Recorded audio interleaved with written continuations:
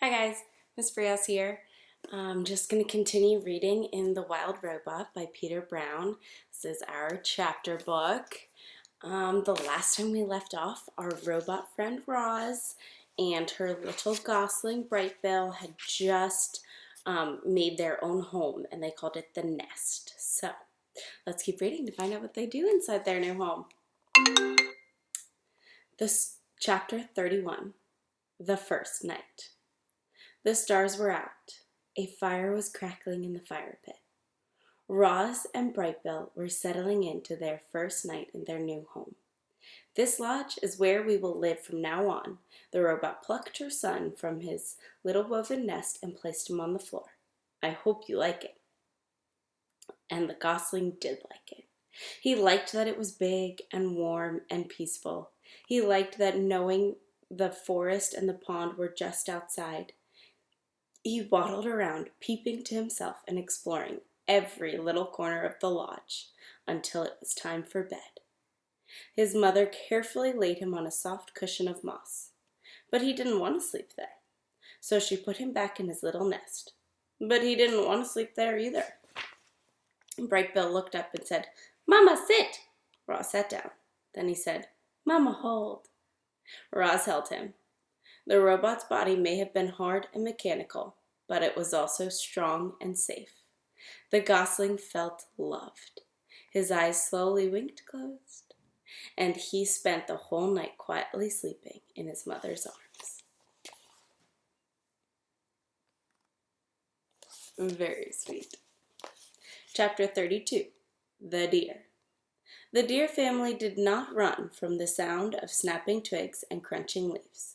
They had heard all about Roz and Brightbill, and they knew there was nothing to fear. Crown Point stood before his doe and his 3 spotted fawns, and the family watched as the robot approached with the gosling on her shoulder. "Hello, dear. My name is Roz, and this is Brightbill. We are looking for a doe named Tawny." Crown Point moved aside, and the doe silently stepped forward. "Mr. Beaver helped us build a lodge," said Roz, "and he thought you might help us grow a garden." "Mr. Beaver helped you?" came Tawny's gentle voice. "You must have done something for the beavers." "I brought them freshly cut trees," said Roz. Tawny looked at Crown Point. The buck slowly nodded. I will help you grow a garden," said the doe to the robot, "if you will let my family eat from it." The robot nodded in agreement. Then she quietly led Tawny back to the nest. All of our new dear friends. Chapter 33, The Garden. After inspecting the grounds, Tawny asked Roz to remove all the dried brambles and weeds and leaves from the garden area. She asked her burrowing friends, the moles and groundhogs, to dig through the dirt and loosen the soil. And then she asked all the neighbors to do something rather peculiar. "Please leave your droppings around the nest. The more droppings, the richer the soil, the healthier the garden." As you can imagine, Tawny's request got everyone's attention. The place was soon crawling with woodland creatures curious to hear more about the garden project. And just like that, the robot was meeting her neighbors. The plan to help her make friends was already starting to work. There was a festive feeling around the nest that day. Animals were coming and going and chatting and laughing.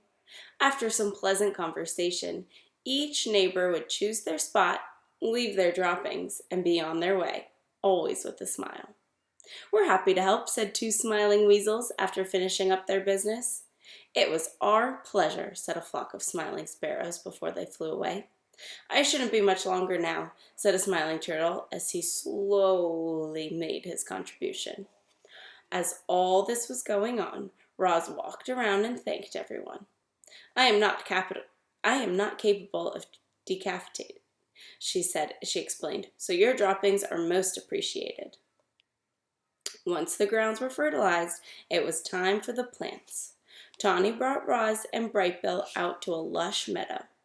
The robot sank her fingers into the ground and felt the spongy layer of roots below the grass. Slowly, Carefully, she rolled up wide strips of sod, exposing the dark, wormy soil.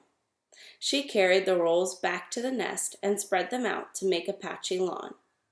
Then she transplanted clumps of wildflowers and clovers and berries and shrubs and herbs until the nest was surrounded by a scraggly collection of plants. "It's not much to look at now," said Tawny, "but the grass will grow in these gaps, and the flowers and the bushes should perk up in a few days. I'll return soon to make sure it's all taking root. Before long, this will be a lovely wild garden." Chapter 34. The Mother. There's our friend Roz and her little gosling Brightbill. Like most goslings, Brightbill followed his mother everywhere. He was a slow, tottering little thing, but Roz was rarely in a hurry, and together they loved meandering along the forest paths and around the banks of the pond. However, they spent most of their time right in their own garden. You see, the garden was no longer scraggly. Thanks to the robot's careful attention, it was now bursting with colors and scents and flavors. Clearly, Roz was designed to work with plants. "Oh, Roz, you've been busy," said Tawny, as her family grazed on the wonderland of growing things. "This garden is glorious. You'll be seeing quite a lot of us around here." Tawny meant what she said. Each morning around daybreak, Roz and Brightbill would hear quiet footsteps outside the nest.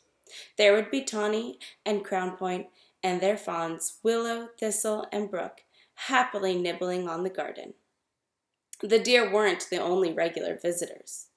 The beavers became quite fond of gnawing on a certain hardy shrub at the edge of the garden. Digdown, the old groundhog, popped up to munch on berries. Broadfoot, the giant bull moose, came by to chew on tree shoots. And of course the bees and butterflies were there every day, happily floating through the flowers. Excuse me. There always seemed to be friendly animals hanging around the garden. It was amazing how differently everyone treated Roz these days. Animals who once ran from the robot in fear now stopped by the nest just to spend time with her. The neighbors smiled and waved whenever Roz and Brightbill wandered past. And at the dawn truce, the other mothers were eager to share their parenting advice. "Make sure Brightbill gets plenty of rest. A tired gosling is a cranky gosling. When the wind starts blowing from the north, you must immediately get Brightbill to safety. North winds always bring bad weather." You'll never be the perfect mother, so just do the best you can. All Brightbill really needs is to know you're doing your best. No gosling ever had a more attentive mother.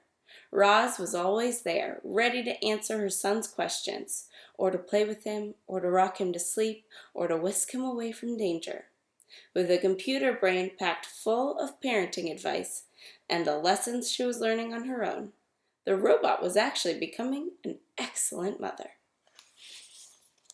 Isn't that funny? Imagining a robot being a mother to a little baby gosling. Well, that's all I've got for you today. Tune in next time as we continue to read in The Wild Robot. Bye, guys.